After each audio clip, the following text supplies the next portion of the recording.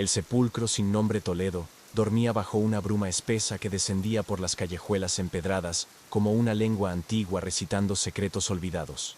Era noviembre, y el frío se pegaba a los huesos como si los quisiera romper desde 1900. Dentro, la ciudad, con sus iglesias mudas y sus conventos aún activos, parecía ajena al tiempo moderno. Pero esa madrugada, en la cripta de San Clemente, alguien abrió una tumba que no figuraba en ningún registro parroquial. El sepulturero que alertó a la policía hablaba entre susurros, como si el aire escuchara.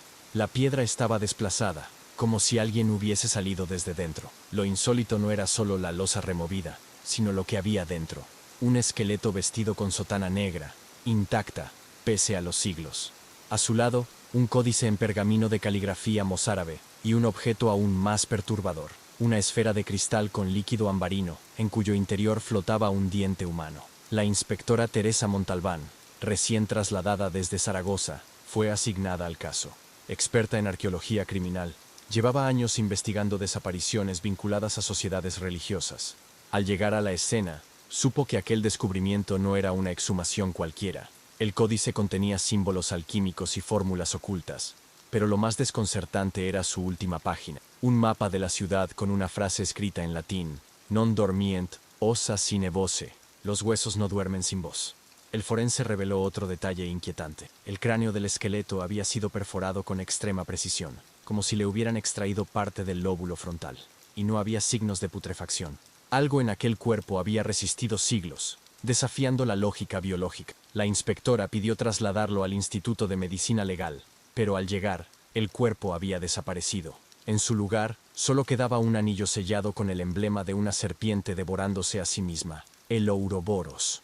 La archivera del monasterio, Sor Isabel de la Cruz, confesó haber visto aquel anillo antes. Era del prior Basilio, desaparecido, en 1910. Decían que buscaba un códice que podía despertar a los muertos.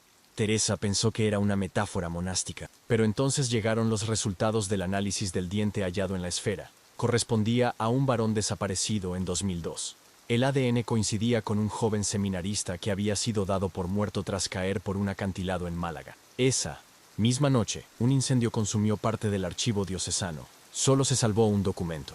Un escrito del siglo XVII que relataba la existencia de un grupo llamado los Vigilantes del Segundo Velo, una orden secreta fundada por clérigos y alquimistas para custodiar libros que no debían ser leídos jamás. El mapa del códice marcaba una ruta que pasaba por los subterráneos del Alcázar. Teresa decidió seguirla. Bajo las piedras antiguas, encontró una galería oculta con frescos de cuerpos encapuchados rodeando un altar de sangre. En el centro, una figura sin rostro sostenía una llave.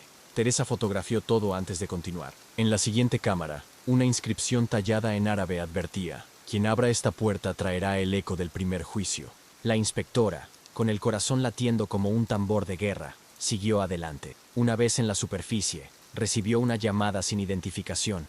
Una voz grave, sin emoción, le dijo: ya estás dentro, no puedes salir. Hay otros que también. Lo intentaron. Todos callaron. La línea se cortó. No hubo forma de rastrearla. Horas después, el monasterio de Santa Leocadia fue sellado por orden del arzobispo, sin explicación, sin nota de prensa, solo silencio. Teresa sabía que había desenterrado algo que llevaba siglos esperando ser encontrado, pero también entendía que el juego apenas empezaba, y que en Toledo, las voces del pasado no se apagan, solo se esconden hasta que alguien las vuelve a liberar. El archivo de sombras. La mañana en Toledo amaneció turbia, con el cielo encapotado como un lienzo de ceniza. Teresa Montalbán no había dormido. Pasó la noche revisando las fotos tomadas en la cripta y el pasadizo bajo el alcázar. Los rostros encapuchados en los frescos parecían moverse cuando se les miraba demasiado tiempo. Había algo en la simbología, en las manos entrelazadas, en los ojos ausentes, que evocaba una liturgia oculta, no documentada por la Iglesia. Acudió a la biblioteca del Cabildo, donde un anciano archivista, don Ezequiel, con voz afilada y ojos nublados por 1000 lecturas, la recibió con suspicacia. Al mostrarle el mapa extraído del códice, el hombre palideció. Ese símbolo central pertenece al Scriptorium Negro, una sección clandestina del archivo eclesiástico. Fue sellada por la Inquisición en 1613 y nunca se volvió a abrir. Teresa le pidió acceso, pero él se negó. Lo que duerme ahí abajo no debe despertar. Esa advertencia fue suficiente para convencerla de que debía ir. Esa noche, ayudada por un cerrajero de la policía científica, descendió al subsuelo bajo la catedral. La puerta estaba oculta tras un muro falso, protegido por una cerradura de hierro forjado cubierta de sal y símbolos cabalísticos. El cerrajero, al abrirla, murmuró: «Aquí dentro huele a muerte muy vieja». Cruzaron el umbral. Dentro, el silencio era espeso. No se escuchaba nada, ni siquiera sus pasos. Las paredes estaban revestidas de estanterías carcomidas por el tiempo. Miles de volúmenes apilados sin orden aparente, escritos en latín, griego, hebreo y una lengua desconocida que parecía mezclarse con pictogramas sumerios. En una mesa central, bajo una campana de cristal, yacía otro códice, mucho más antiguo, de piel humana. Teresa lo tocó. El tacto era cálido, como si aquel libro estuviera vivo. El cerrajero, temblando, se excusó y subió corriendo. Ella se quedó sola. En la primera página, una frase escrita con sangre seca: «Aquí se escriben las verdades que matan». Avanzó hoja tras hoja hasta que encontró un dibujo que le hizo helarse. La esfera con el diente, exactamente la misma.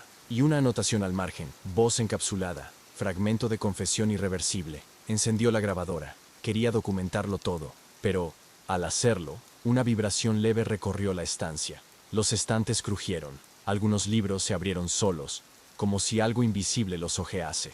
El aire se tornó más denso, y por un momento, sintió que no estaba sola. Algo, o alguien, la observaba. Cerró el códice de un golpe, y el silencio volvió a reinar. Al salir, notó que su reloj se había detenido a las 03:33. En el exterior, Toledo parecía dormir, pero al llegar a su despacho, encontró una nota sin firma en su escritorio. «Ya has cruzado el umbral. Lo siguiente, no lo verás con los ojos». No había registros de entrada. Las cámaras de seguridad estaban apagadas desde las 3 de 1900 en la mañana. Era como si alguien supiera exactamente dónde iba, qué buscaba y cuándo regresaría. Recibió entonces una llamada del hospital provincial. Un paciente sin identificación había sido ingresado tras colapsar en la estación de autobuses. Murmuraba palabras en fenicio antiguo y llevaba un anillo idéntico al que apareció con el cuerpo desaparecido. Al llegar, Teresa reconoció al hombre. Era el cerrajero. Tenía los ojos completamente blancos, y en el brazo, una inscripción grabada a fuego: «Scriptori mortem loquitur». La muerte del escriba habla. Teresa entendió que no era solo una investigación, era una invocación, y que algo estaba volviendo desde las entrañas del tiempo, algo que usaba a los vivos para decir lo que fue silenciado siglos atrás. El hospital de Toledo seguía envuelto en un silencio anómalo. A pesar de la actividad rutinaria, Teresa sentía que cada sala estaba impregnada por una calma demasiado artificial, como si el tiempo se hubiese ralentizado desde que el cerrajero fue ingresado. Aquel hombre, que horas antes había sido su cómplice en la violación de un archivo prohibido, ahora permanecía inerte, sus labios pronunciando sonidos incomprensibles mientras su cuerpo temblaba levemente, como si intentase desprenderse de algo interno. Un médico del turno de noche, el Dr. Ferrer, le informó que el paciente no presentaba daños físicos visibles, pero su sistema nervioso estaba completamente colapsado. Tiene el cerebro activado como si estuviese soñando despierto, pero lo que está soñando lo aterroriza, dijo mientras señalaba la encefalografía, donde ondas caóticas se entrecruzaban sin patrón. Teresa pidió quedarse sola con 1800. Él sacó el códice fotografiado la noche anterior y lo colocó frente al hombre. Al hacerlo, sus párpados se agitaron. Murmuró algo entre dientes. Teresa, grabadora en mano, acercó el micrófono. Una mezcla de fenicio, latín y un dialecto perdido comenzó a fluir, sin orden pero con un ritmo hipnótico. Entre esas palabras, una se repetía constantemente: «Anima vocata», alma invocada. La investigadora llamó a un lingüista jubilado, profesor Julián Cortés, quien llevaba décadas trabajando con manuscritos coptos y dialectos arameos. Aceptó encontrarse con ella en su casa. Cuando escuchó la grabación, se quedó pálido. Eso no es un idioma conocido. Es una lengua artificial creada para rituales. Cada sonido representa un número, y cada número, una fecha. Cortés identificó una secuencia que coincidía con el eclipse solar de 1999. Esa fecha no era aleatoria. Coincidía con la desaparición de una familia entera en la zona de la Sierra de Gredos. Teresa buscó el archivo policial. Caso sin resolver. 4 miembros de la familia Palacios se evaporaron sin dejar rastro. La única pista, una esfera tallada en hueso, hallada junto a la cuna del hijo menor, con el mismo diente grabado, el mismo símbolo del códice, el mismo que vio en los túneles del Alcázar. Volvió al archivo del Cabildo. Esta vez, acompañada por Cortés. En el sótano, hallaron una estantería derrumbada que antes no estaba así. Un pequeño compartimento oculto apareció entre los escombros. Dentro, un estuche de plomo sellado con cera negra. Teresa rompió el sello.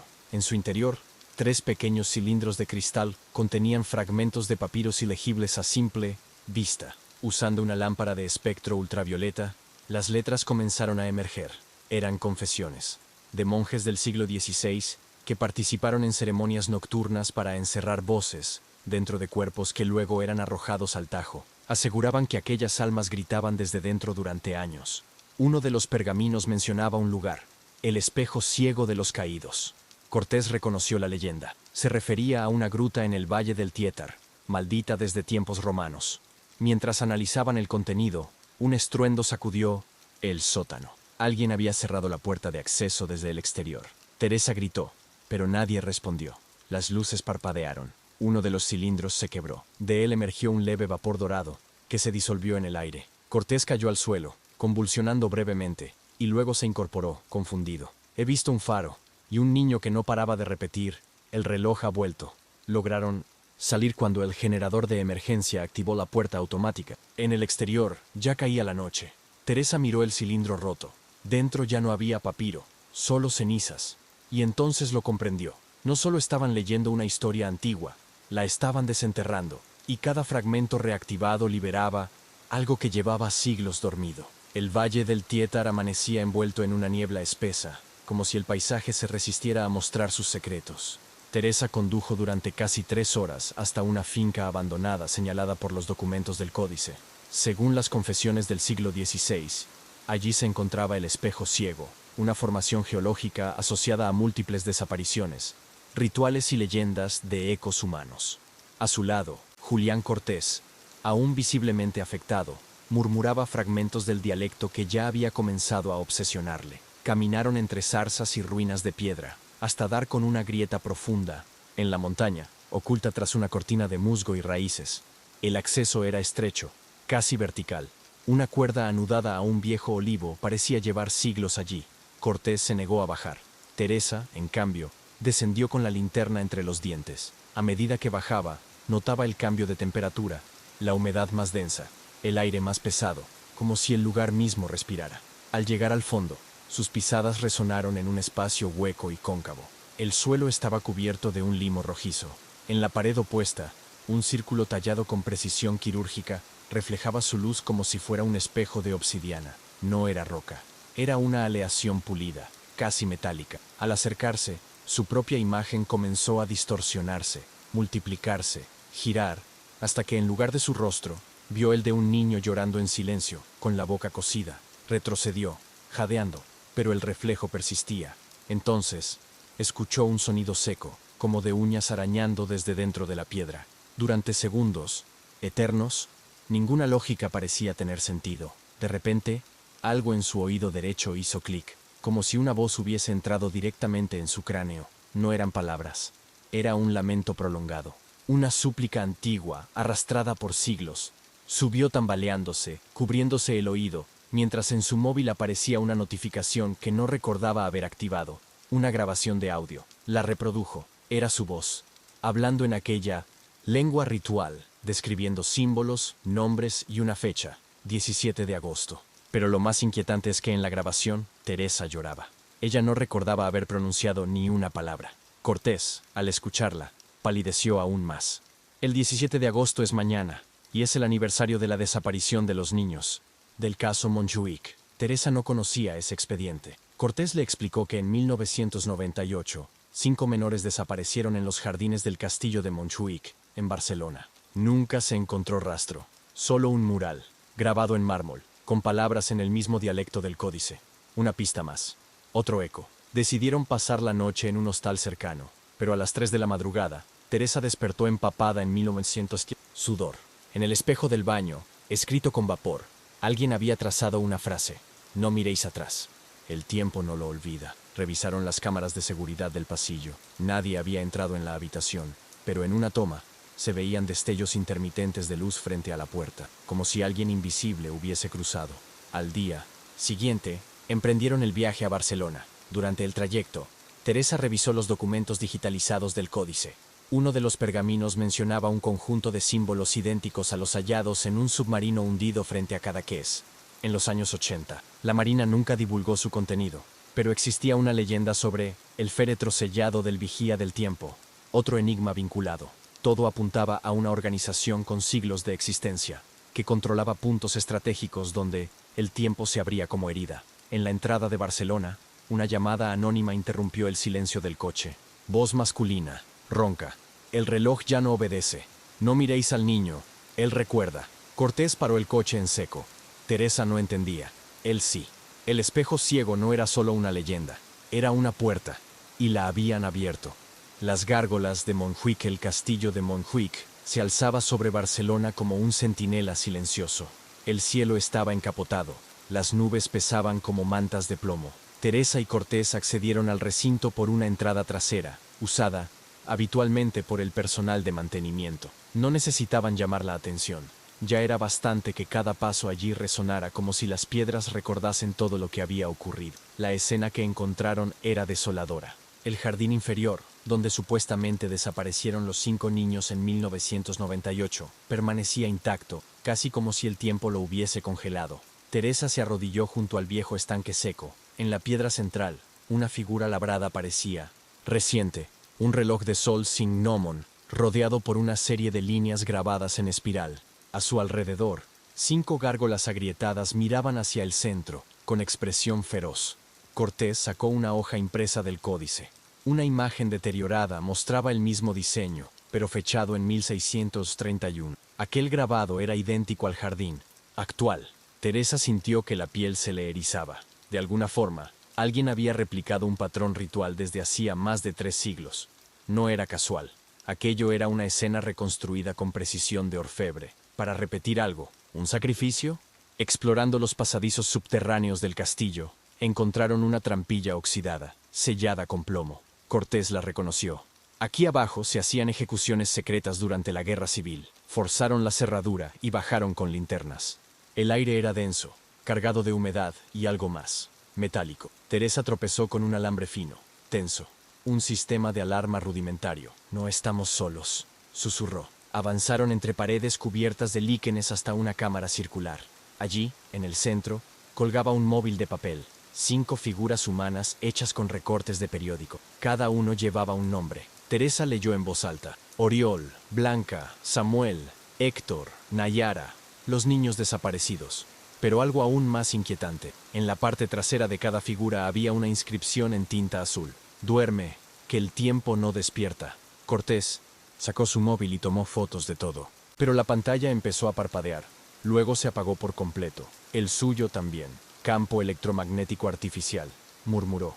En una de las paredes encontraron un símbolo tallado, una espiral doble con un ojo abierto en el centro. Teresa lo había visto antes, en un informe sobre iconografía púnica hallada en restos submarinos frente a la costa de Murcia. De pronto, una vibración los recorrió. Era sutil, pero real, como un retumbar sordo desde las entrañas del castillo. En el suelo, una rejilla comenzó a levantar vapor. Cortés quiso alejarse, pero Teresa se acercó, grabadora en mano. Del vapor surgió una voz, grave, de pronunciación lenta, en un dialecto ininteligible. No eran ecos, era un mensaje, no tenían dudas. El castillo tenía memoria. Subieron, de inmediato, guiados por la intuición de que algo allí se había activado. En el exterior, notaron que una de las gárgolas ya no estaba en su sitio, desaparecida. Teresa apuntó con su linterna y, durante una fracción de segundo, creyó ver la figura entre la niebla del jardín, como si hubiese descendido. Cuando se acercó, no había nada, solo un charco de agua, y una pequeña muñeca sumergida, con los ojos cosidos con hilo rojo. De vuelta en el coche, Cortés abrió su cuaderno. Esto ya ha ocurrido antes. Cada siglo, los símbolos se repiten, cambian los rostros, no los rituales. Teresa no respondió. Su mirada estaba fija en el retrovisor. Una figura infantil, de espaldas, los observaba desde la entrada del castillo. No se movía, no tenía sombra. El archivo de los susurros en una mañana opaca. El cielo de Barcelona parecía prolongar el misterio. Teresa y Cortés condujeron hasta el barrio de Sarriá, donde se encontraba el Instituto Nacional de Arqueología Subacuática, una sede poco conocida, y según documentos recién desclasificados, vinculada indirectamente con una operación marítima de 1983. Allí, supuestamente, se catalogaban hallazgos que nunca habían sido expuestos públicamente. El portón estaba entreabierto y un leve zumbido provenía del interior. El conserje, un hombre enjuto con acento de Almería, se mostró nervioso al ver sus identificaciones. «Esto no es un museo», murmuró antes de abrir una compuerta blindada que daba acceso al sótano. Un ascensor hidráulico los llevó 3 niveles bajo tierra. Allí, el frío ya no era solo físico, era como si la temperatura bajara por la acumulación de secretos. Las paredes estaban forradas de metal, y una cámara de seguridad registraba cada movimiento. Una sala al fondo, sin nombre, sin número, albergaba un archivo de documentos en cajas metálicas. Cortés encontró una marcada como NPTI-F. Al abrirla, descubrieron una colección de fotos aéreas, cartas náuticas y un inventario que mencionaba un pecio hundido cerca del Cap de Creus, etiquetado como Neptuno Ime. En una de las carpetas, una imagen en blanco y negro mostraba un sarcófago de piedra con inscripciones fenicias rescatado del fondo marino. En 1989, ningún museo lo tenía registrado. Teresa hojeó un informe técnico con letra manuscrita. La firma decía Doctora Silvia R. Marchena, fechada 2 semanas antes de que se retirase oficialmente del instituto. En él se hablaba de artefactos no documentables y de un reloj de piedra que marcaba 13 horas. Las descripciones coincidían con las encontradas en el jardín del castillo de Montjuic. El documento terminaba con una frase rodeada por un rectángulo rojo. El silencio tiene código. A su lado, una carpeta más antigua guardaba un cuaderno de campo, cubierto de polvo y manchas de sal. Sus páginas estaban numeradas en caracteres fenicios, y entre ellas había un fragmento desgajado que mostraba un mapa rudimentario de la costa noreste. Pero lo más inquietante era una secuencia de palabras escritas en 3 idiomas distintos: castellano, árabe y latín, que repetía: «El reloj abre cuando duermen todos». No era un enigma arqueológico, era una advertencia. Justo cuando Cortés sacó su móvil para fotografiar el contenido, se oyó un estallido en el piso superior, un ruido sordo, metálico, como si alguien hubiese forzado una cerradura con violencia. El conserje no respondió al interfono. Las luces comenzaron a parpadear y el ascensor dejó de funcionar. Estaban atrapados. Teresa cerró las cajas con rapidez y buscó una salida alternativa. En una esquina, detrás de una estantería oxidada, encontraron una compuerta con letras grabadas a mano. Acceso espeleológico, 1977. El pasadizo era estrecho y apenas iluminado por la luz de sus linternas. El suelo estaba cubierto de polvo seco y viejos cables eléctricos. Tras avanzar unos 50 metros, llegaron a una cámara circular. En el centro, colgaba un péndulo oxidado que no paraba de moverse, pese a la ausencia total de corrientes, de aire. Teresa lo observó, hipnotizada, mientras Cortés apuntaba con su luz al techo. Un reloj de piedra idéntico al del castillo, pero roto, con las agujas invertidas. El ambiente se volvió denso. Un susurro apenas perceptible comenzó a escucharse, como un murmullo colectivo que venía desde las paredes mismas. Cortés grabó con su grabadora de sonido. ¿Lo oyes? Teresa asintió. El susurro repetía una palabra en bucle. 13, 13, 13. El eco parecía tomar vida propia, como si la piedra hablase con voz humana. Al fondo, un túnel aún más angosto les prometía una salida, o algo peor. Salieron finalmente por una trampilla detrás de un muro de jardines, en lo alto de la colina de Valvidrera. El aire era limpio, pero ambos sabían que ya no eran los mismos. Teresa, sin decir palabra, sacó de su mochila la figura de papel que había guardado del castillo. La mojó con agua y al deshacerse, reveló un código numérico escrito con tinta invisible. Cortés lo reconoció. Coordenadas geográficas. El siguiente destino estaba marcado, y justo antes de cerrar la libreta, Teresa susurró: «No estamos investigando un crimen, estamos siguiendo una partitura». Cortés la miró, perplejo. «¿Y quién compuso esta música?». Ella respondió sin pestañear: «Alguien que lleva siglos escuchando el tiempo». El tréser niño el amanecer sobre Cadaqués era sereno, pero los rostros de Teresa y Cortés estaban marcados por el insomnio y el peso de lo revelado. Las coordenadas del papel conducían directamente al Puerto Viejo, donde una pequeña embarcación de recreo permanecía fondeada desde hacía décadas.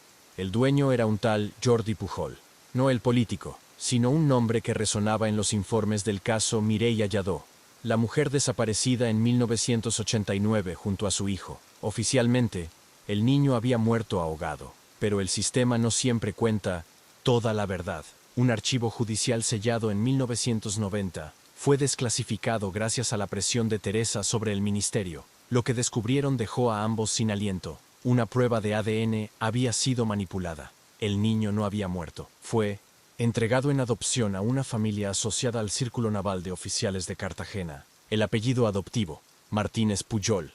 Jordi tenía ahora 35 años y trabajaba como técnico en una empresa de conservación marina en La Escala. Nadie le había contado la verdad, o eso creían.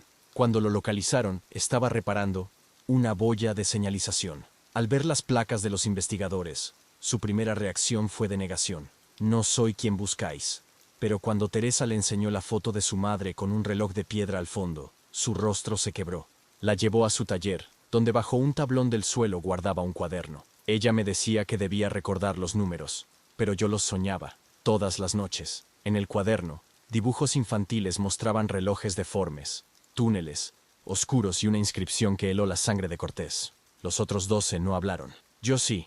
Jordi explicó que desde los 5 años sufría episodios de sonambulismo. Caminaba hasta el mar, se sumergía solo en la noche y volvía empapado, sin recuerdo alguno. Su madre, antes de desaparecer, le había advertido: nunca te acerques al faro del fin del mundo. Desde entonces, evitaba esa zona de la costa. Pero en su cuaderno había garabateado cientos de veces un símbolo, una espiral encerrada por 13 puntos. Teresa reconoció ese símbolo del códice que habían hallado en la biblioteca subterránea del castillo. ¿Sabéis qué pasó con los otros niños?, preguntó Jordi. ¿De verdad queréis saberlo? Su voz se quebraba, pero no por miedo, por rabia contenida. Había reconstruido su identidad en silencio, recogiendo fragmentos de verdades inconexas. Un pescador ciego le contó una vez que 12 niños fueron llevados de noche a una isla sumergida donde el tiempo se congelaba. Él era el único que regresó, no por voluntad propia, por designio. Cortés se mantenía escéptico, pero el caso estaba dejando de encajar en moldes racionales. Decidieron llevar a Jordi a Barcelona, al laboratorio forense. Allí, una prueba rápida de ADN confirmó el vínculo. Era hijo biológico de Mireia Lladó. El director del laboratorio, sin quererlo, destapó una conexión aún más oscura. Su madre había sido mencionada en una investigación paralela sobre tráfico de antigüedades submarinas. Unas ánforas fenicias desaparecidas en 1989, el mismo año de su desaparición. El rompecabezas comenzaba a completarse. Las rutas de buceo ilegal, los pecios saqueados y los rituales descritos en los códices no eran simbología vacía, eran registros de actos reales. Jordi, sin saberlo, guardaba la clave. Su sangre coincidía con un marcador genético hallado en un sarcófago del Neptuno I. Era descendiente directo de una línea fenicia, un heredero del tiempo, y por eso lo habían preservado. No era una víctima, era el testigo que los demás intentaron borrar. Esa noche, ya en Barcelona, Jordi dibujó en una pizarra el lugar exacto donde, según sus sueños, se abría un sistema de cuevas submarinas. El sitio coincidía con una zona vedada por la Armada en los años 90, un antiguo acceso sellado bajo la punta de Cap de Creus. Ahí hay relojes, dijo, 12, cada uno con un nombre. El mío está roto. Teresa lo miró sin saber si temblar o abrazarle. Había empezado como una investigación de homicidio. Ahora estaban descifrando una crónica prohibida del tiempo. Y antes de dormir, Jordi les entregó una última pieza, una cinta de casete, con una etiqueta escrita por su madre, para cuando recuerdes. Teresa la introdujo en una vieja grabadora del despacho de Cortés. La voz de Mireia, suave pero firme, decía: si escuchas esto, has vuelto. No todos sobreviven al tic-tac. No hables.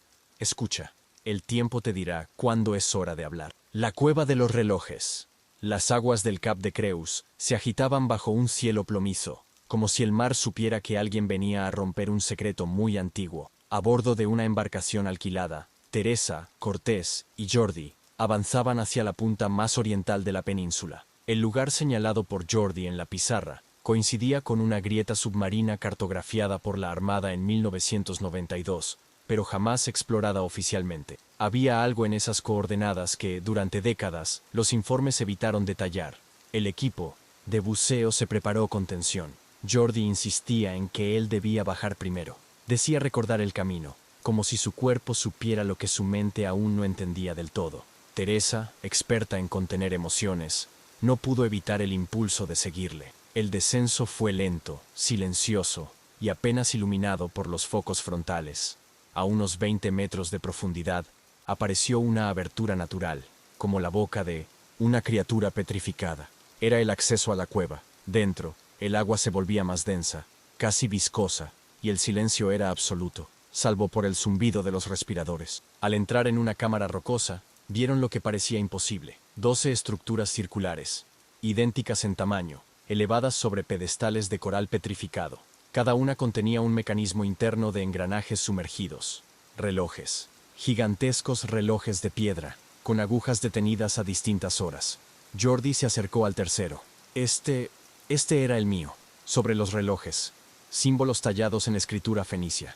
Teresa fotografió uno y más tarde, con ayuda de un lingüista del CSIC, logró traducir la inscripción. El que controla el tiempo no teme a la muerte. Una idea cruzó su mente como un rayo. ¿Y si aquellos relojes no eran simples artefactos ceremoniales, sino parte de un sistema más grande? ¿Y si marcaban algo más que horas? ¿Una cuenta atrás? ¿Un ritual de activación? El fondo de la sala reveló otra estructura, una compuerta sellada con una palanca oxidada. Cortés, aún escéptico, la examinó y halló un hueco perfectamente circular, como si necesitara una llave específica. Jordi, casi en trance, sacó del interior de su traje de neopreno un medallón que su madre le había dejado en la cinta. Lo encajó. Hubo un leve clic, nada más. Pero todos lo sintieron. Una corriente de agua cálida empezó a fluir desde la base de los relojes. El sistema estaba despierto. Tuvieron que salir antes de que la marea cambiara, pero prometieron volver con un equipo completo. Esa noche, en tierra firme, Jordi sufrió un colapso. Sudaba y murmuraba nombres.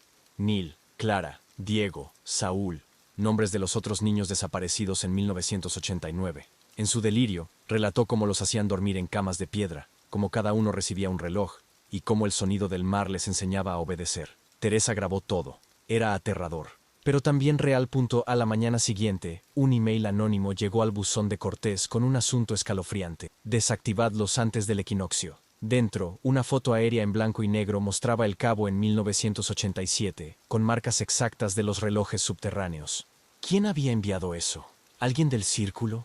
¿O un traidor arrepentido? La tensión escalaba. Si los relojes eran activadores de algo mayor, la cuenta atrás podía haberse iniciado en cuanto Jordi encajó el medallón. En paralelo, el Lino 118, análisis del agua extraída de la cueva, reveló trazas de mercurio antiguo, el mismo tipo usado por alquimistas en rituales de transmutación. Una hipótesis surgió entre los expertos. Las cuevas eran un sistema esotérico de medición temporal ligado al solsticio y al equinoccio. El equinoccio de otoño estaba a 2 semanas. ¿Qué pasaría si no lo detenían? Antes de cerrar la jornada, Teresa visitó sola el faro de Cap de Creus. Allí, en una inscripción casi borrada por el salitre, leyó una frase en latín: Tempus non dormit, el tiempo no duerme, y en su pecho, por primera vez, sintió miedo de verdad, porque ya no estaban buscando culpables, estaban luchando contra algo que había sobrevivido siglos y que no quería ser interrumpido. La confesión del juez era, una mañana de niebla espesa, cuando Teresa y Cortés llegaron a la residencia del juez retirado, Álvaro Muñoz Lorente, en las afueras de Girona. El hombre, de 84 años, vivía en completo aislamiento desde 2003. Aquel nombre había aparecido subrayado en el diario cifrado hallado junto a los relojes. Se decía que formaba parte del Círculo del Neptuno, aunque nunca fue formalmente acusado. Una llamada anónima les advirtió que estaba listo para hablar. Muñoz los recibió en una bata de lino, ojos hundidos, manos temblorosas. En cuanto cerraron la puerta, les pidió que no grabaran nada. «Tengo miedo de que me oigan los muertos», susurró. A regañadientes, accedieron. En el salón, rodeado de libros y polvo, el juez comenzó a hablar con voz quebrada, como si cada palabra fuese una confesión largamente contenida. No fuimos 12, fuimos 14. Según su relato, los fundadores del círculo incluían jueces, militares, banqueros y un cardenal. Todos vinculados por la obsesión de proteger un legado que, según ellos, había sido transmitido por siglos desde los últimos navegantes fenicios. En 1986, recibieron un manuscrito hallado en Sicilia, que detallaba la ubicación de un arca del tiempo bajo el mar Mediterráneo. La misión: preservarla, protegerla y controlarla si era posible. Muñoz explicó que los niños fueron seleccionados por sus linajes sensibles, hijos de personas con capacidades perceptivas fuera de lo común, médiums, historiadores, cartógrafos o simplemente testigos de algo que no debían recordar. Las desapariciones fueron cuidadosamente ocultadas con informes falsificados, traslados forzados y sobornos. Él mismo redactó 5 sentencias falsas para cerrar búsquedas. Cuando Teresa le preguntó por Clara, su rostro se endureció. Ella fue la primera en rebelarse. Tenía 9 años. Los relojes reaccionaban a su presencia. No supimos nunca por qué. Reveló que, en 1989, al ver que el experimento espiritual se les iba de las manos, algunos miembros intentaron destruir la cueva, pero el mecanismo solo podía ser detenido por quienes lo habían activado, los niños. Entonces, tomaron una decisión final: hundir el Neptuno primero y fingir un accidente. Antes de continuar, Muñoz pidió un vaso de agua. Caminó hasta la cocina. Teresa notó que tardaba demasiado. Al ir tras él, lo encontró tirado en el suelo, con espuma en la boca. Había ingerido una cápsula de cianuro oculta en el pomo de su bastón. En su bata, un sobre, para quien quiera cerrar esto. Dentro, una lista con 13 nombres, algunos ya muertos, otros aún activos, senadores, un arzobispo de Burgos, el presidente de una fundación bancaria de Sevilla. La autopsia fue cerrada en pocas horas como muerte por causas naturales. Cortés, furioso, sospechaba que el sistema aún tenía tentáculos en el poder judicial. Esa misma noche, filtraron el nombre de uno de los supervivientes de la lista a un periodista de confianza. 3 días después, ese hombre apareció muerto en su piscina, aparentemente ahogado. Era la tercera muerte en una semana relacionada con la lista. Mientras tanto, en la sede de la Guardia Civil en Barcelona, un agente retirado que había participado en las búsquedas de 1989 pidió declarar. Afirmó haber encontrado a 3 de los niños en una cala escondida, pero recibió la orden directa de entregarlos a autoridades privadas. Dijo que uno de ellos tenía un reloj tallado en la muñeca. Cuando intentó denunciarlo, su mujer fue atropellada. Desde entonces, había guardado silencio. Teresa se encerró en su hotel, y durante horas, escuchó una y otra vez las grabaciones secretas de Muñoz. Buscaba algún nombre que no estuviera en la lista, alguna pieza olvidada. En una de las cintas, el juez mencionó un lugar, el Faro de los Mármoles. No aparecía en mapas. Jordi, al oírlo, se estremeció. Dijo que ese nombre lo repetían en sueños, como una oración. El siguiente paso estaba claro. El viento del norte azotaba los acantilados cuando abandonaron Girona. El pasado había comenzado a desmoronarse con violencia, y cada confesión cobraba un precio. La diferencia era que ahora sabían a quiénes debían temer, y aún faltaban nombres por tachar. La tormenta perfecta, el cielo de la Costa Brava, se tornó de un gris pesado, como si el mismo mar hubiese decidido alzarse para tragar el horizonte. La tormenta llegó sin previo aviso, un vendaval furioso, acompañado de un oleaje que lamía con rabia las rocas del Cabo de Creus.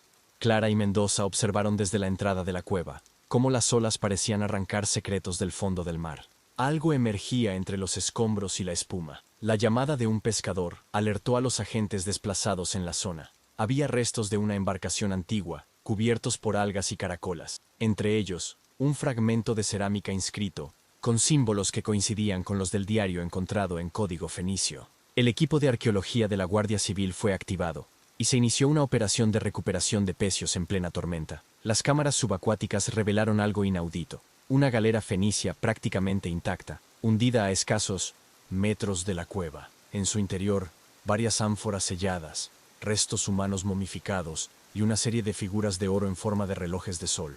Aquello no era solo historia, era una advertencia que cruzaba siglos. Entre las momias, se halló una con un colgante idéntico al que llevaba el juez fallecido. El ADN confirmó el vínculo familiar directo. Mendoza comprendió que la genealogía del círculo se remontaba mucho más atrás. Las familias implicadas no solo compartían un legado político, habían heredado un culto milenario. Una inscripción dentro de una de las ánforas heló la sangre de los investigadores. El tiempo castiga a los traidores. Estaba escrita en púnico, la lengua de Cartago, y parecía haber sido grabada como maldición o advertencia. El hallazgo fue clasificado como secreto de Estado. En paralelo, Clara revisó las imágenes térmicas del subsuelo del cabo. Descubrió una red aún más extensa de túneles y cámaras ocultas. Una de ellas, al parecer, solo podía abrirse durante ciertos días del año, cuando el sol, el viento y la marea coincidían con una alineación exacta. Ese día estaba a punto de llegar. Mientras tanto, el temporal derribó parte del acantilado, revelando un acceso directo a lo que parecía una cripta o cámara ceremonial. Los agentes descendieron con linternas y cámaras, descubriendo frescos antiguos que narraban rituales de iniciación y sacrificios humanos. La atmósfera allí dentro era irrespirable, cargada de siglos de silencio. Al fondo de la cámara, encontraron una estructura similar a un reloj astronómico, cuyas piezas giraban lentamente al ritmo de la humedad. Un sistema hidráulico ancestral, aún en funcionamiento, parecía vinculado a la apertura de una compuerta sumergida. Nadie entendía cómo algo así podía seguir operando tras 2 milenios. Cuando todo parecía estabilizarse, un rayo impactó directamente sobre el faro de Cap de Creus. Las luces se apagaron, la radio dejó de funcionar, y la tormenta arreció, con fuerza brutal. Era como si la propia Tierra tratara de impedir que el pasado fuese desenterrado. Clara susurró, casi temblando. No es solo historia, es una advertencia. La verdad de J.M. el despacho de Mendoza estaba en penumbra cuando recibió el paquete sin remitente. No era más grande que un libro, pero pesaba como un bloque de plomo. Dentro, cuidadosamente envuelto, un antiguo vídeo en formato H.I.8 acompañado de una nota manuscrita. Kareme tenía razón, mira hasta el final. Reconoció la caligrafía. Era del padre de Mendoza, fallecido en extrañas circunstancias en 1995. El vídeo, al ser digitalizado, mostraba una grabación casera en baja calidad. Un grupo de hombres con trajes oscuros y rostros ocultos custodiaban a varios niños en un embarcadero nocturno. Una voz nerviosa, claramente de José Manuel Mendoza padre, explicaba en susurros. Los están trasladando, no lo entienden. Son los hijos de quienes sabían demasiado. La cinta databa del 10 de noviembre de 1989. Entre las imágenes, aparecía el nombre del buque, Neptuno I, una embarcación científica oficialmente hundida por causas meteorológicas cerca del Golfo de León. En realidad, había sido utilizada para transportar a los niños hacia una base sumergida. Mendoza comprendió que el naufragio fue provocado a propósito. No era un accidente, sino una operación encubierta. Al revisar los archivos desclasificados de defensa, Clara encontró un informe que mencionaba un ejercicio militar secreto, coincidente con la fecha del hundimiento del Neptuno I. El objetivo oficial era una simulación de rescate, pero no había registro de víctimas civiles ni supervivientes. Todo apuntaba a una eliminación planificada. Las pruebas de ADN de los restos hallados en las momias coincidían con linajes de personas desaparecidas entre 1987 y 1990. Los niños no eran huérfanos, eran descendientes de funcionarios, periodistas y académicos que en su momento denunciaron conexiones entre el gobierno y el tráfico de bienes arqueológicos. Las piezas encajaban con precisión inquietante. Uno de los documentos rescatados del ordenador de Clara, tras un intento de sabotaje informático, contenía un listado cifrado. Los nombres, al ser decodificados, incluían políticos actuales, empresarios e incluso un obispo retirado, todos relacionados con la Fundación Mistral, ahora conocida por sus vínculos con el Círculo. El archivo estaba firmado por J.M., con fecha de 1992. Clara se echó a llorar. Su tío había muerto por intentar sacar esa información a la luz. Durante años, todos pensaron que era un paranoico, pero había dejado un mapa oculto, detallando cada nodo de corrupción, cada traslado encubierto, cada muerte disfrazada. Al confrontar a su madre con todo lo descubierto, Mendoza se enfrentó a un silencio devastador. Ella bajó la mirada, confesando, entre lágrimas, que siempre supo que su esposo estaba investigando algo grande. Nos vigilaban, hijo. Cada noche me despertaba esperando no volver a verle. El miedo no era paranoia, era supervivencia. En una grabación de audio oculta dentro de un reloj antiguo del despacho de su padre, se escuchaba: si escuchas esto, es que han llegado demasiado lejos. No confíes en nadie del ministerio, ni siquiera en tus jefes. El círculo controla todo. Lo que pasó en 1989 es solo el principio. El verdadero objetivo está bajo Saint-Ferrand. Esa última frase golpeó a Mendoza como un martillo. El castillo de Saint-Ferrand, donde todo parecía confluir, no era solo un lugar simbólico, era la puerta final. Y el reloj que había marcado el inicio de todo estaba a punto de detenerse. El tic-tac final y la madrugada caía con una calma antinatural sobre Figueres. Las primeras luces del castillo de Saint-Ferrand rompían la oscuridad como si el tiempo retrocediera a un siglo anterior. Mendoza y Clara aparcaron lejos, en silencio, evitando ser detectados por las cámaras instaladas desde la remodelación de 2015.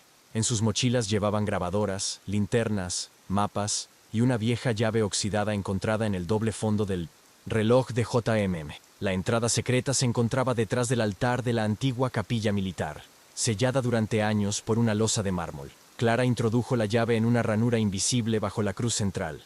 Un clic seco precedió el lento giro de los mecanismos. La losa se deslizó hacia un lado, revelando una escalera de caracol que descendía hacia un nivel inferior del castillo, nunca mencionado en los planos oficiales.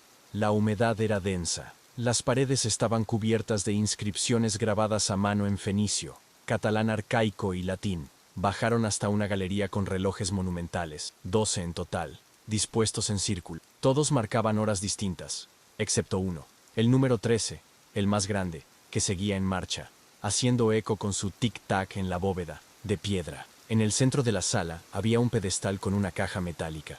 Clara la abrió con guantes, revelando un proyector antiguo. Al encenderlo, una imagen borrosa se proyectó en la pared, el mismo símbolo del círculo, seguido de 1900p, una grabación en blanco y negro.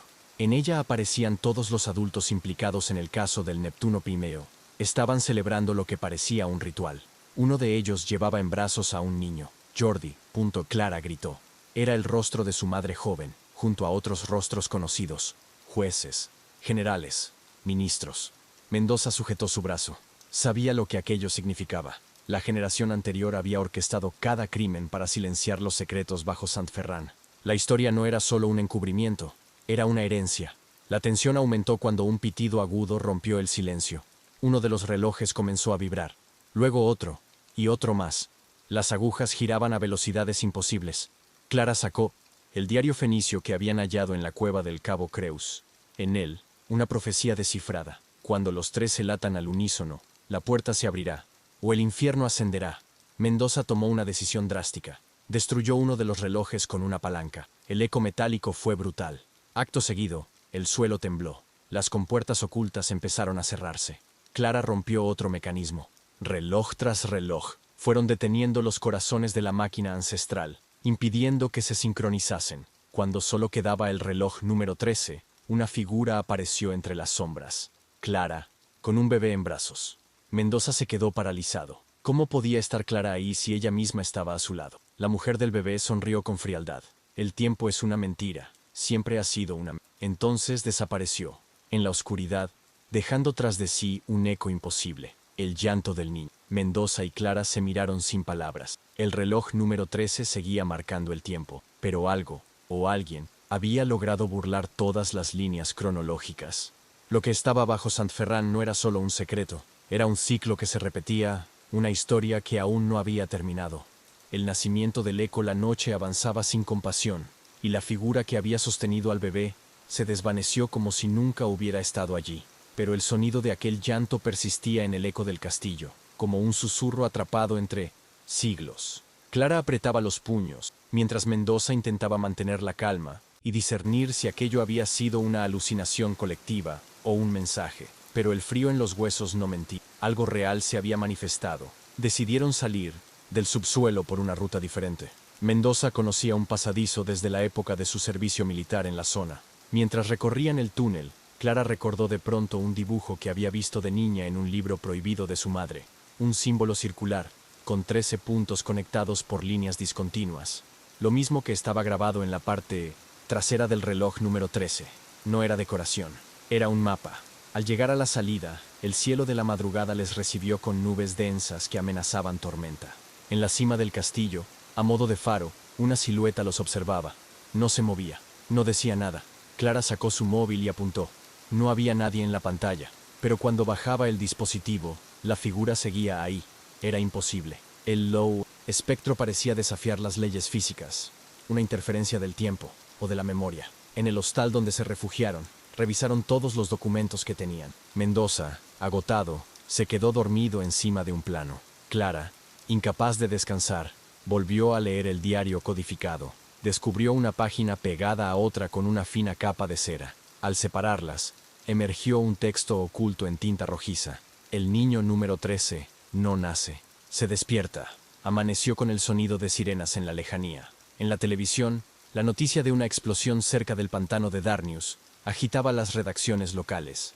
Un helicóptero había sobrevolado la zona y captado lo que parecía una formación de piedra con forma de reloj sumergido parcialmente. El lugar coincidía con uno de los puntos del mapa dibujado por Clara. Había que ir allí, y rápido. De camino al pantano, pasaron por un pueblo llamado Boadella. Una anciana les detuvo al ver los planos. Les invitó a entrar en su casa y les enseñó una fotografía en blanco y negro. 13 hombres de traje, uno de ellos con un símbolo bordado en el pecho, una serpiente mordiéndose la cola. Mi padre estuvo ahí, dijo la mujer. Guardaban algo más valioso que el oro, la memoria de lo que fuimos. En el pantano, el acceso era complicado. Bajaron a pie por una pendiente embarrada, bajo una lluvia que ya era torrencial. En mitad del agua, se veía la silueta del reloj sumergido. Mendoza se adentró hasta la cintura, mientras Clara iluminaba con una linterna de largo alcance. Al acercarse al centro, notaron una vibración extraña bajo el agua, como si el lago respirara. Una compuerta emergió de las aguas sin previo aviso. Un mecanismo se activó bajo la presión del cuerpo de Mendoza. Clara gritó, pero ya era tarde. Su compañero fue tragado por la estructura, desapareciendo bajo la superficie. Un estruendo de engranajes resonó en todo el valle. Clara se lanzó al agua tras él, desesperada. Lo último que vio antes de sumergirse fue un reflejo en el agua. No era su cara, era la de su madre, más joven, más fría, y sonreía. Bajo las aguas del tiempo el agua estaba helada, densa como aceite antiguo. Clara nadaba con fuerza, pero no había rastro de Mendoza.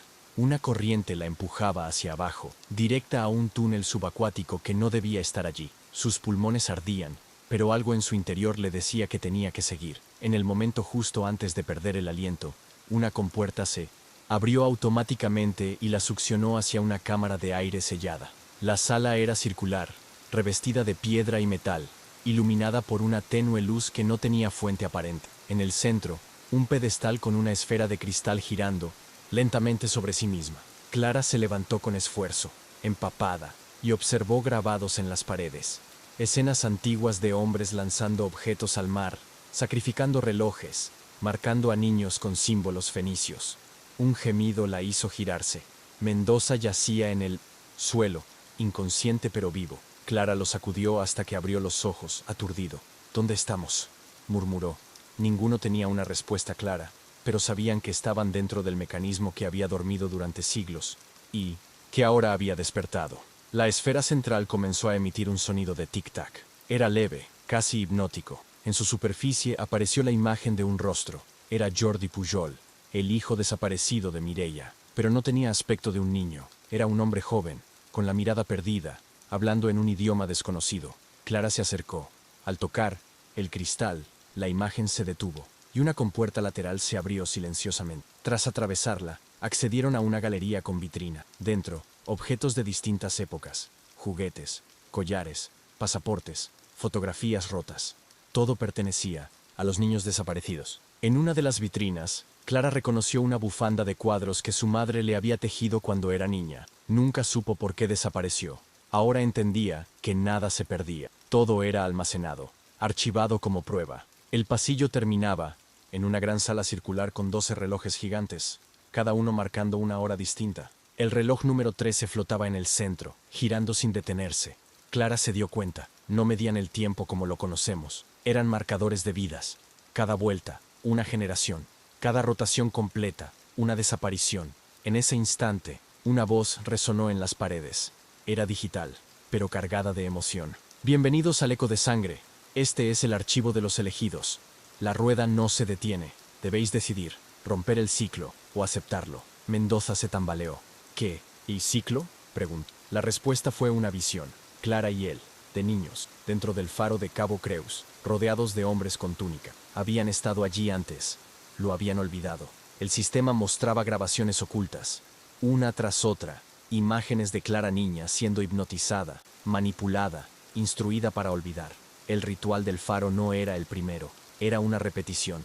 Y ella no era una simple testigo, era un nodo central. El reloj número 13 necesita un portador, dijo la voz.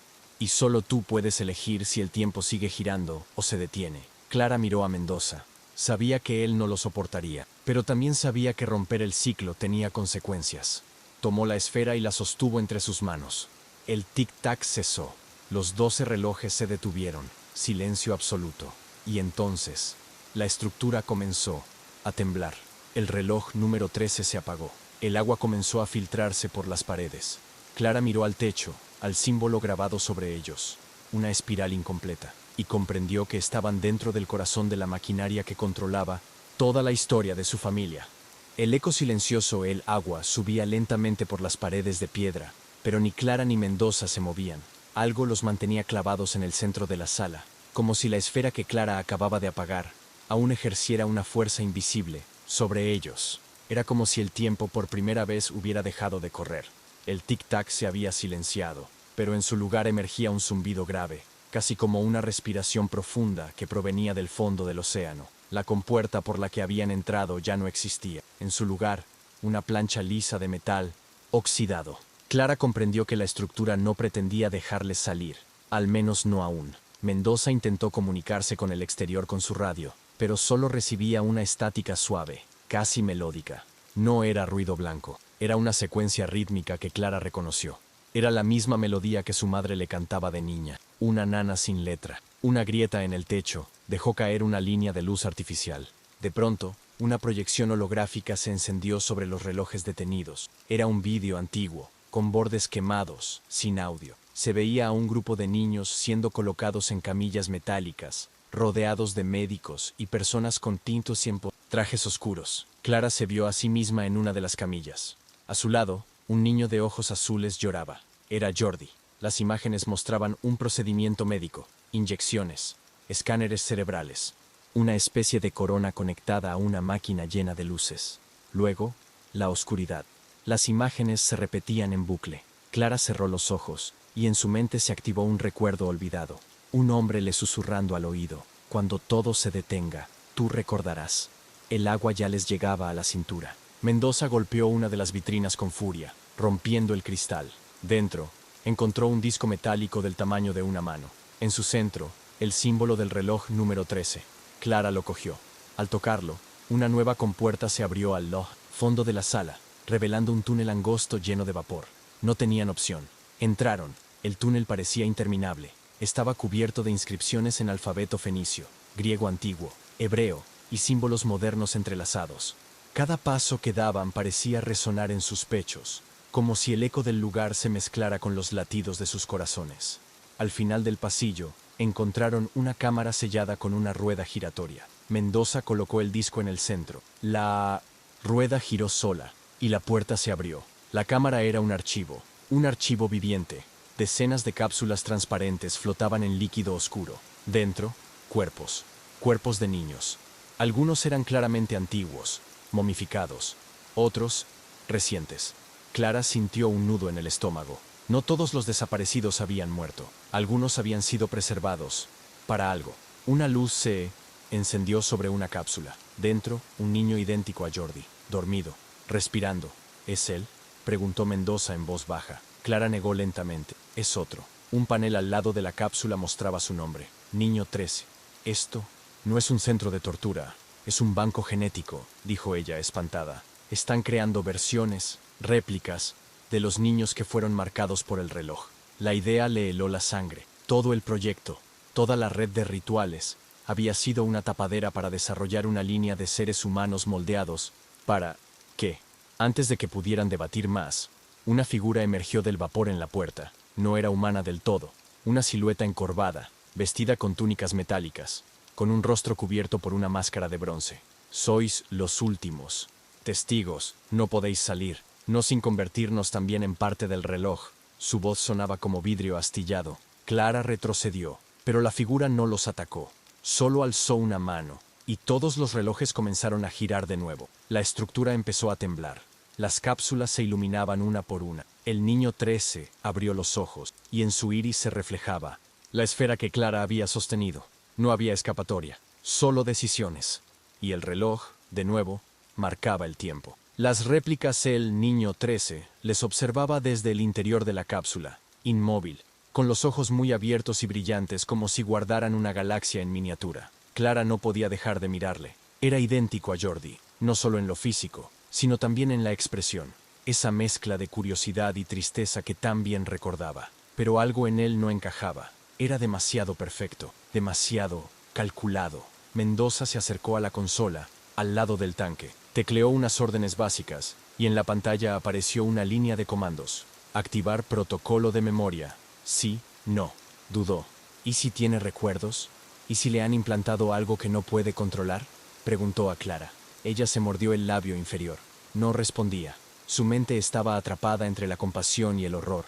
Optaron por desconectarlo, manualmente. Al accionar la palanca de emergencia, el líquido comenzó a drenar, y la cápsula se abrió lentamente con un sonido viscoso y mecánico. El niño cayó de rodillas, desnudo, empapado, pero consciente. Respiraba con dificultad, y su primer gesto fue mirar las palmas de sus manos, como si nunca las hubiera visto antes. «¿Quién soy?», murmuró con una voz hueca, desprovista de matices. Clara le cubrió con su chaqueta y lo sostuvo entre los brazos. Era cálido, frágil, real, pero también programado. Lo supo en cuanto sintió un leve zumbido eléctrico en el contacto con su piel. Era un ser humano, sí, pero también era un archivo andante. Mendoza accedió a un segundo panel y descubrió los perfiles de los otros niños, versiones de cada uno de los desaparecidos, replicados a lo largo de años, quizá décadas. Algunos incluso tenían pequeñas variaciones genéticas anotadas. En una sala adyacente encontraron un mural fotográfico. No eran solo los niños del círculo, había imágenes de otros, en diferentes partes del mundo. Berlín, Buenos Aires, Seúl, Lagos, Estocolmo, todos habían sido replicados y diseminados en algún punto. Un proyecto global. Mendoza sintió cómo la piel se le erizaba. No fue una secta, fue una operación a escala mundial. Y España solo era un nodo. El niño, el 13, pareció escuchar aquello y, de repente, sus ojos se oscurecieron. Un destello metálico los atravesó. Murmuró algo en un idioma extraño, gutural. Clara retrocedió, asustada. El niño cayó al suelo convulsionando. Un chip en su nuca se encendió con un destello rojo. Mendoza lo golpeó con una barra de metal, rompiéndolo. El cuerpo del niño se relajó y su respiración se estabilizó. Estaban conectados a un núcleo externo, concluyó. No podían llevarlo consigo, pero tampoco podían dejarlo allí. Clara tomó una decisión. Activó el sistema de autodestrucción del laboratorio. 10 minutos. Al mirar a Mendoza, él asintió. Lo entendía. Era la única forma de detener el programa. Antes de salir, cargaron al niño. Él les miró, susurrando otra vez. «Sois parte del reloj». Sus palabras resonaron por los pasillos vacíos como un eco programado. Al llegar a la superficie, la luz del amanecer cubría el faro y el acantilado. El mar estaba en calma, como si nunca hubiese albergado secretos. A lo lejos, un helicóptero del ministerio se acercaba, alertado por la señal de emergencia que Mendoza había enviado antes. Clara abrazó al niño con fuerza, mientras las primeras explosiones subterráneas sacudían el suelo. La base entera colapsaba bajo sus pies. Cuando los rescatistas bajaron, Clara no dijo una palabra, solo entregó un disco duro envuelto en una tela empapada en sal. «Todo está ahí», dijo, «pero no estáis preparados para entenderlo». Mientras subía al helicóptero con el niño dormido sobre su regazo, comprendió que había acabado una guerra y comenzaba otra. El legado del 13, el Hospital Militar de Zaragoza, había sido sellado para el caso. Nada de registros electrónicos, nada de visitantes, nada de protocolos estándar. Solo Clara, el niño y 3 médicos seleccionados por su historial de absoluta discreción. A pesar del secretismo, el eco del suceso comenzaba a filtrarse por canales oscuros. Foros de exmilitares, mensajes encriptados en la dark web, notas que hablaban de el 13. Y como ocurre siempre con lo prohibido, crecía el interés por él. Durante los primeros días, el niño apenas hablaba. Se limitaba a observar. Sus ojos parecían registrar el entorno como si fuese una máquina escaneando variables. Clara notaba cómo respondía a estímulos de forma precisa, matemática, pero también había momentos de ternura inesperada. Un dibujo, un gesto, una sonrisa mal formulada que rompía su simetría perfecta. ¿Era posible que la réplica estuviera desarrollando emociones reales? ¿O solo imitaba lo que veía? Mendoza, mientras tanto, trabajaba sin descanso en decodificar los archivos extraídos. Cientos de carpetas encriptadas con referencias cruzadas a antiguos proyectos de manipulación genética. El nombre de la operación aparecía una y otra vez. Proyecto Eclesia, financiado por múltiples gobiernos durante la Guerra Fría, había sido oficialmente desmantelado en 1992. La base bajo el Cabo de Creus, sin embargo, demostraba que nunca lo abandonaron, lo perfeccionaron. Un mensaje sobresalía entre los demás. Una carta escrita a mano, escaneada y archivada como documento de alto riesgo. Estaba dirigida al Supervisor 13 y firmada por alguien que usaba el seudónimo Anaxágoras. En ella se describía cómo cada réplica llevaba una parte del mapa fenicio, un gen codificado que solo podía activarse si todos los cuerpos eran expuestos al mismo entorno químico. Era la llave de algo enterrado, o de algo sellado. La noticia llegó desde Málaga.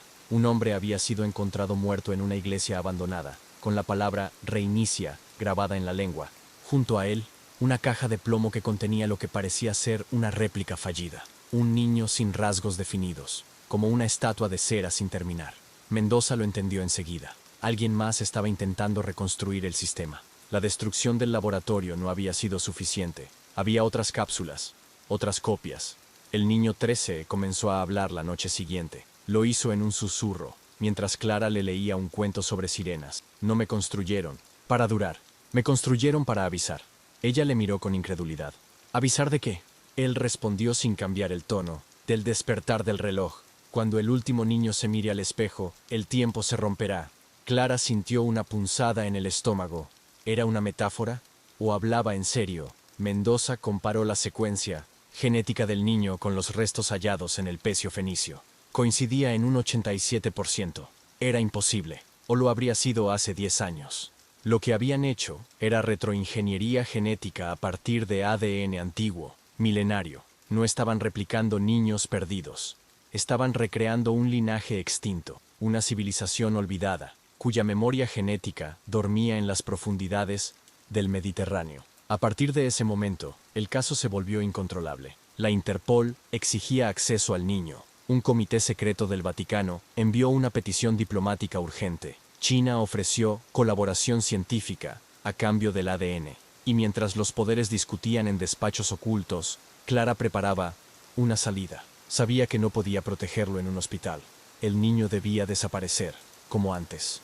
Como siempre, en mitad de la madrugada, disfrazados y con ayuda de un contacto de Mendoza en la Guardia Civil, escaparon en una ambulancia. Cruzaron Aragón y entraron en la comarca de Els Ports, donde antiguamente se ocultaban los herejes. Allí, entre montañas, en un antiguo monasterio abandonado, encontrarían refugio, al menos por un tiempo. La última conexión de Mendoza con ellos fue una carta entregada por mano. En ella, el niño había escrito algo en fenicio. Lo tradujo con ayuda de un experto. Yo soy la semilla del segundo sol. Mendoza quemó la carta en cuanto terminó de leerla. Ya no era solo una investigación, era una advertencia, y el reloj seguía en marcha. El silencio de las montañas, el monasterio de Vallibona, oculto entre los pliegues más antiguos del maestrazgo, se erguía como un espectro de piedra entre la niebla. Nadie lo visitaba desde hacía décadas. Había sido abandonado tras un incendio parcial en los años 70, pero sus criptas, sus claustros ennegrecidos y sus pasadizos hacia cuevas naturales lo convertían en un refugio perfecto para alguien que necesitaba desaparecer. Clara había elegido bien, o al menos eso pensaba. Las paredes, cubiertas de líquenes y ceniza, parecían susurrar por las noches. El niño no dormía. Se sentaba junto a los vitrales rotos y contemplaba la luna, hablando solo en voz baja. Veces, en lenguas que Clara no entendía. Otras veces, simplemente murmurando números, coordenadas, fechas, relojes. Mendoza, al otro lado del país, recibía esos datos cifrados a través de una radio militar modificada. Sabía que lo que estaba sucediendo allí era más antiguo que la ciencia. El eco de su huida no tardó en llegar a oídos no deseados. En Valencia, una célula secreta del antiguo círculo, ahora fragmentada en facciones más peligrosas, organizaba un plan de captura. Ya no era por el niño, era por lo que representaba, la clave del linaje, la posibilidad de reactivar lo que ellos llamaban la hora invertida, un momento en el que el tiempo se dobla y las memorias del pasado se manifiestan en el presente. Una herejía científica para algunos, una promesa mesiánica para otros. En 1900, el interior del monasterio, Clara encontró una cripta sellada por una losa con inscripciones romanas y símbolos anteriores. Al bajarla, descubrió un espacio circular, con bancos de piedra dispuestos como en un tribunal antiguo. En el centro, un pedestal cubierto por una urna. El niño se adelantó sin que nadie lo guiara, y colocó la palma de la mano sobre la superficie. La urna se abrió. Dentro, un pergamino perfectamente conservado. Era una confesión. Escrito en 1911, latín arcaico, el texto hablaba del 13º testigo, un niño creado por manos no humanas en tiempos de Constantino, capaz de hablar con las piedras y predecir la caída de imperios. Lo habían sellado allí por miedo. El manuscrito terminaba con una advertencia. Si vuelve a despertar, el juicio comenzará con sangre. Clara cerró los ojos. Ya no cabía duda. El niño era parte de algo que trascendía siglos. Mientras tanto, Mendoza recibió un mensaje cifrado desde Ginebra. Un informante del CERN había encontrado una anomalía en sus registros. Durante el día exacto del nacimiento del niño 3, en 2009, el LHC había detectado una inversión de campo electromagnético en un rango inexplicable. No había habido colisión, no había habido experimento, pero la señal coincidía con el patrón de resonancia que Mendoza llevaba semanas estudiando. El reloj no era una metáfora, era físico, y estaba debajo de Europa. Las noches se volvieron más intensas. Clara comenzó a escuchar pasos en los pasillos del monasterio, aunque nadie más vivía allí. Las cámaras térmicas detectaban presencias que se desvanecían al acercarse. El niño, cada vez más lúcido, escribió con sangre en un muro de 1980, piedra. Quedan 2 por encontrar. Clara no sabía si se refería a otros niños o a otras piezas del ritual, pero el aire se había vuelto más denso, como si algo antiguo hubiese comenzado a respirar. Un día, al despertar, encontraron una caja de madera junto a la entrada, sin huellas. Dentro, una máscara de bronce con símbolos íberos y una nota. Devuélvelo al mar antes del eclipse. No había remitente. El niño la miró fijamente y por primera vez pareció sentir miedo. Se negó a tocarla. Dijo que esa máscara pertenecía a su reflejo oscuro, que si alguien la usaba, el espejo se abriría, y lo que estaba al otro lado no sería humano. En ese momento, Clara entendió que ya no estaban solos, que algo se había activado, algo que llevaba siglos esperando. El monasterio no era un refugio, era un punto de cruce, y si el niño tenía razón, quedaba poco tiempo. El eclipse sería en 3 días, y con él llegaría la apertura del nos, la grieta que separa la memoria del tiempo. Solo entonces se sabría si el 13 era una advertencia o una sentencia. El reloj del abismo, el amanecer del eclipse, se levantó sin cantos de pájaros. El cielo sobre Vallibona tenía un tono metálico, como si el aire hubiera sido tamizado por una máquina. Clara y el niño descendieron por última vez a la cripta, donde el silencio era tan denso que podía cortarse. El reloj antiguo, escondido tras una pared falsa del claustro, comenzó a vibrar con un zumbido bajo, hipnótico. Nadie lo había tocado, nadie lo había activado, simplemente despertó. Cientos de kilómetros, Mendoza recorría el túnel bajo el castillo de Peñíscola, guiado por las coordenadas finales. Allí, bajo la antigua sede templaria, encontró una cámara sellada desde el siglo XIII. Los frescos narraban la historia de los niños perdidos, la traición de los 12 jueces y el surgimiento del 13º, portador del juicio. En el pozo 100 centro, otro reloj, esta vez cubierto por un velo de cristal líquido que parecía flotar.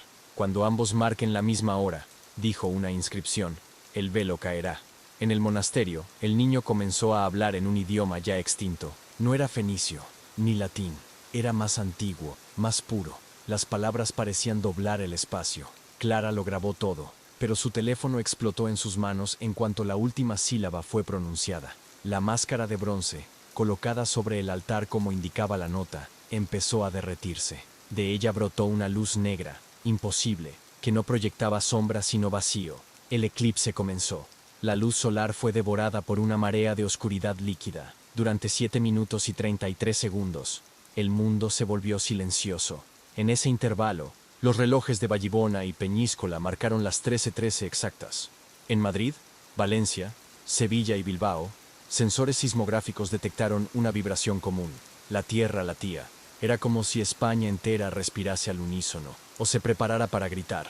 En Ginebra, los instrumentos del CERN dejaron de funcionar. Un patrón geométrico apareció en las pantallas. El símbolo del círculo dividido en 13 partes. El mismo grabado en la espalda del niño. Nadie pudo explicarlo. La energía de los generadores fue absorbida en milisegundos. El LHC quedó completamente inutilizado. Y entonces, un nombre se mostró en las pantallas rotas. MNDZ-13. El apodo cifrado de Mendoza. El círculo lo había convertido en el blanco final. El niño extendió los brazos. Sus ojos se volvieron completamente blancos. Un vórtice se abrió sobre el altar. No era un portal. Era una memoria pura, sin forma, sin tiempo. Clara vio fragmentos. Templarios arrodillados, rituales submarinos, niños escondidos en catacumbas, relojes que contaban hacia atrás. Vio también su propio rostro, en otra época, con otro nombre. No era solo testigo, Era parte del ciclo. Siempre lo había sido. Mendoza, con el segundo reloj en sus manos, se conectó por última vez con Clara a través de una radio de onda corta. Solo dijo una frase. Si vuelve a empezar, escóndele el nombre. Clara respondió. Ya lo hice. Luego cortó la transmisión. El reloj de Peñíscola comenzó a girar en sentido inverso. Una grieta se abrió en el suelo, y Mendoza saltó dentro, llevándose consigo la última pieza del ritual. Cuando el eclipse terminó, el monasterio estaba vacío, la máscara convertida en ceniza, el altar derrumbado. Solo quedaba un grabado en el suelo, el nombre del niño tachado 13 veces. En las montañas, nadie volvió a ver a Clara, pero algunos pastores decían oír a veces un tic-tac lejano, como de un reloj hundido en la piedra. Un año después, en una playa de Cádiz, una mujer con una cicatriz en el cuello dejó una caja de madera en la arena al anochecer. Dentro, un reloj oxidado marcando las 13:13, un cuaderno escrito en código fenicio y una ecografía. En la parte trasera del cuaderno, una frase: los ciclos no se rompen, solo cambian de forma. Luego, la mujer desapareció entre la niebla y el reloj volvió a latir.